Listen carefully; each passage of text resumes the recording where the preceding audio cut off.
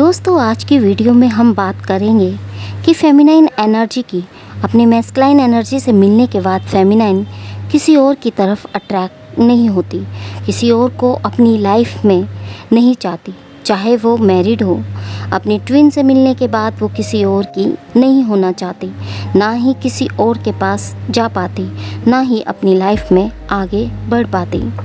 तो दोस्तों, जब फेमिनाइन एनर्जी अपनी ट्विन के साथ मिलती है, उनकी सोल के साथ कनेक्ट हो जाती है, उनसे जुड़ जाती है, और जो रिश्ता उनका अपनी ट्विन से जुड़ता है वह बहुत ही डीप कनेक्शन या एक गहरा कनेक्शन होता है।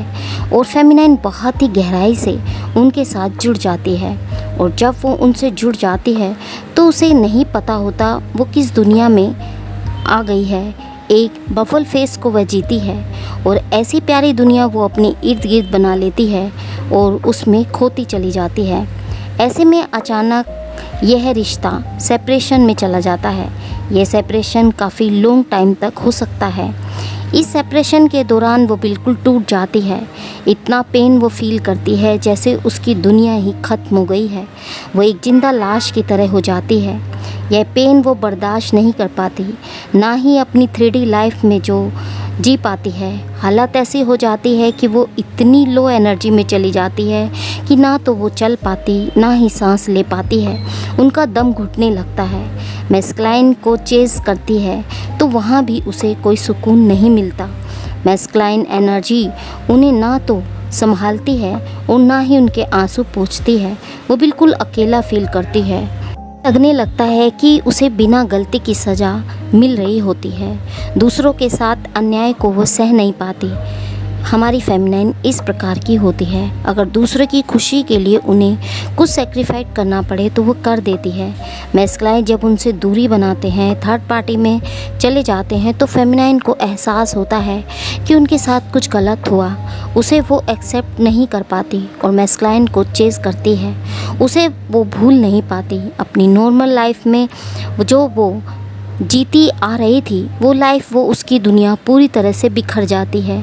उसका खाना पीना तक वह छूट जाता है। बस बॉडी को ज़िंदा रहने के लिए जो ज़रूरी है वो ही खाती है, और नींद जैसे उसकी आंखों से ओझल हो जाती है। वह रात भर सो नहीं पाती, बेचैन रहती है। बस इतना ही नहीं, वह रातों रात को उठ कर रोती है बस। और उसे फील होता है कि वो उसकी सांसें तो चल रही है, वो ज़िंदा है।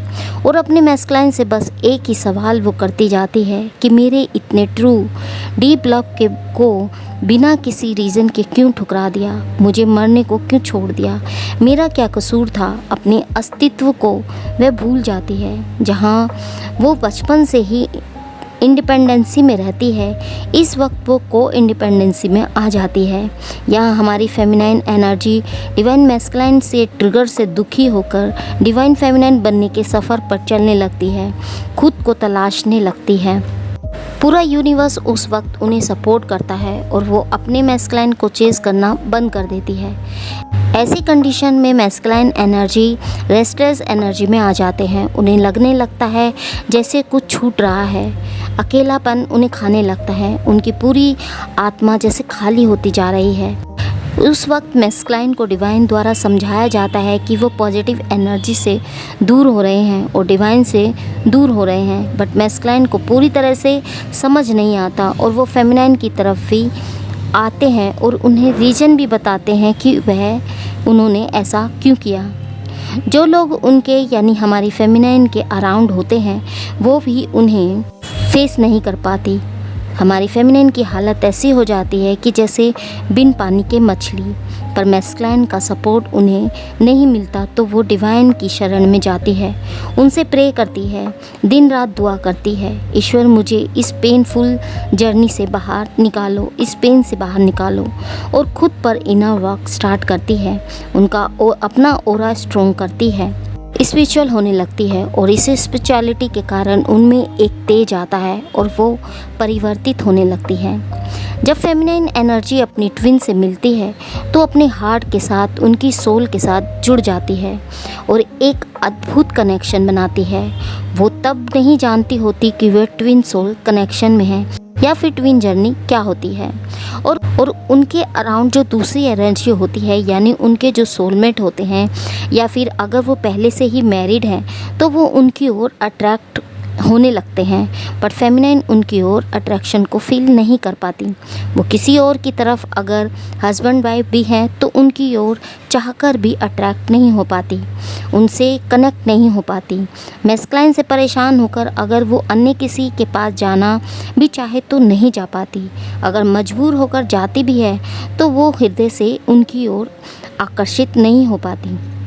इसका एक रीज़न यह भी होता है कि जब फेमिनाइन एनर्जी एक बार अपनी ट्विन से कनेक्ट हो जाती है तो वह उनकी सोल की तड़प अपने ट्विन या मैस्कुलाइन के लिए बहुत ज़्यादा बढ़ जाती है, क्योंकि वो हृदय से बहुत ही डीप लेवल से उनसे प्यार करती है, बहुत ही गहरा जुड़ाव उनसे फील करती है। जब वो इतना डीप लेवल पर प्यार अपने मैस्कुलाइन को करती है और मैस्कुलाइन उनकी ओर ना ही आते हैं, उल्टा थर्ड पार्टी की तरफ जा रहे होते हैं, सो वो साधना करती है, डिवाइन द्वारा गाइडेंस उन्हें प्रोवाइड करवाई जाती है, उस पर वह चलने लगती है। जब वो मेडिटेशन इनर वर्क करती है तो वो उस गहराई से ऊपर उठने लगती है और उसका प्यार अनकंडीशनल होने लगता है। जब वो अनकंडीशनल लव में आती है तो चारों ओर से जो और सोल होती हैं उनकी ओर अट्रैक्ट होने लगती हैं, बट वो उनसे भागने लगती हैं। अगर हस्बैंड वाइफ हैं तो वो उनके लिए भी सेकेंडरी हो जाते हैं। उस रिश्ते को वो निभाती ज़रूर हैं, बट प्रेम या हृदय से जुड़ाव को या खिंचाव को महसूस नहीं कर पाते। मैस्कुलाइन के बिहेवियर से भी इतना परेशान हो जाती है कि उस टॉक्सिसिटी में वो रहना नहीं चाहती, तो वो उस जर्नी से ही रन करने लगती है। अगर वो अपनी सोलमेट या कार्मिक पार्टनर की तरफ बढ़ जाती है, बट वहाँ भी वो उस लव या खिंचाव को फील नहीं कर पाती, उस जुड़ाव को वह फील नहीं कर पाती, और वो रिश्ता भी उनसे उनके लिए बस जीने भर मात्र ही रह जाता है। जब वो इस जर्नी में स्पिरिचुअलिटी की ओर आगे बढ़ती है तो डिवाइन के साथ गहराई से जुड़ जाती है और वो ईश्वर को ही अपने आप को या अपनी लाइफ को सरेंडर कर देती है। उसके बाद उसकी लाइफ में कोई भी रोमांटिक पर्सन आए तो उसकी ओर वह नहीं जुड़ती है, उससे अट्रैक्ट नहीं होती है। फिर वो अपनी चक्रास पर वर्क करती है और अपनी रूट चक्र से एनर्जी उठाकर क्राउन चक्र तक ऊपर उठाती है, कुंडलिनी एक्टिव करती है। उसके बाद उसकी सेक्सुअल एनर्जी बैलेंस हो जाती है। उसके लिए वो वासनात्मक रूप से किसी को भी अट्रैक्ट नहीं होती, किसी और के आकर्षण में वह आकर्षित नहीं होती। वो अपनी ट्विन और ईश्वर को समर्पित हो जाती है और उसका हृदय बस अपनी ट्विन और ईश्वर की ओर ही मजबूती से जुड़ जाता है, वहीं टिका रहता है। और यह बात मैं उन सोल्स को बताना चाहूँगी जो यह सोचते हैं कि मेरा ट्विन तो मुझे देख ही नहीं रहा, मुझे सेपरेशन देता है, थर्ड पार्टी में भागता है, उन्हें नहीं सपोर्ट करता, उनसे रन करता है, तो वह कहीं और आगे बढ़ जाएं, अपनी ट्विन को लेट गो करके किसी अन्य कनेक्शन में चली जाए तो यह पॉसिबल ही नहीं है। अगर वो वहाँ चले भी जाए तो टिक नहीं पाती और वहाँ से रन करती है, क्योंकि जो जुड़ाव वो अपनी मैस्कुलाइन से फील करती है वो किसी और के साथ कभी भी नहीं कर पाती। सो बहुत लंबे सेपरेशन के फेज़ के बाद भी फेमिनाइन एनर्जी किसी और की ओर आकर्षित नहीं हो पाती। कोई उनके करीब आने की कोशिश भी करे तो वह उनसे घबरा जाती है, वहाँ से रन करती है। जो जगह वो अपने ट्विन को दे देती है, वो चाहे मैस्कुलाइन एनर्जी उनके साथ हो या ना हो, वो जगह वो किसी को नहीं दे पाती। कई बार बहुत सी फेमिनाइन परेशान होकर किसी अन्य से मैरिज कर लेती है तो वो मैरिज भी उनकी सक्सेस नहीं हो पाती। वहाँ भी वो बहुत सारी टॉक्सिसिटी से गुजरती है और उनका वैवाहिक जीवन बर्बाद हो जाता है, साथ ही उनका भी जो उनसे मैरिज करते हैं। हालांकि फेमिनाइन एनर्जी को अपनी शक्तियों का पता बहुत बाद में चलता है। वो खुद पर पूरा वर्क करती हैं। वो समझ जाती हैं कि उन्हें क्या करना है, उन्हें कैसे किस बात पर बढ़ना है, उसका सोल पर्पस क्या है, उन्हें याद आ जाता है। उनकी लाइफ से सब लोग उन्हें एक एक करके छोड़कर चले जाते हैं। आफ्टर अवेकनिंग धीरे धीरे लोग उनसे जुड़ने लगते हैं। उनकी जो पैसे की प्रॉब्लम्स चलती होती वह भी ठीक होने लगती है। 3D में वो पावरफुल हो जाती है। जब उन्हें लगने लगता है कि अब उन्हें किसी और की ज़रूरत नहीं है, अपनी लाइफ में वो अकेले रहना सीख जाती है। अकेले रहकर वह खुश रहना सीख जाती है, किसी और पर अपनी एनर्जी वेस्ट नहीं करती। रीयूनियन हो या ना हो उन्हें फ़र्क नहीं पड़ता, बट जब वो रीयूनियन की तरफ बढ़ती हैं तो बहुत सारी प्रॉब्लम्स उनके अराउंड होने लगती है और वह खुद को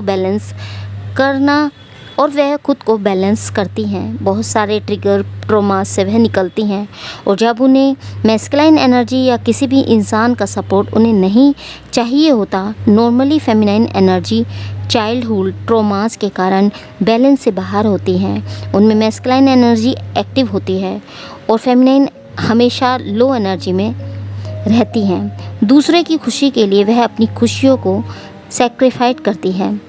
तो दोस्तों, फेमिनाइन एनर्जी कभी भी किसी और सोल की तरफ अट्रैक्ट नहीं होती है। वह अपनी रिस्पॉन्सिबिलिटी, अपनी जिम्मेदारियां, अपने वर्क, कैरियर आदि पर फोकस बनाने लगती है। बट मैस्कुलाइन चाहे उनकी लाइफ में हो या ना हो, वो फिर भी उनकी ही बनी रहती है, उनके लिए ही समर्पित रहती है।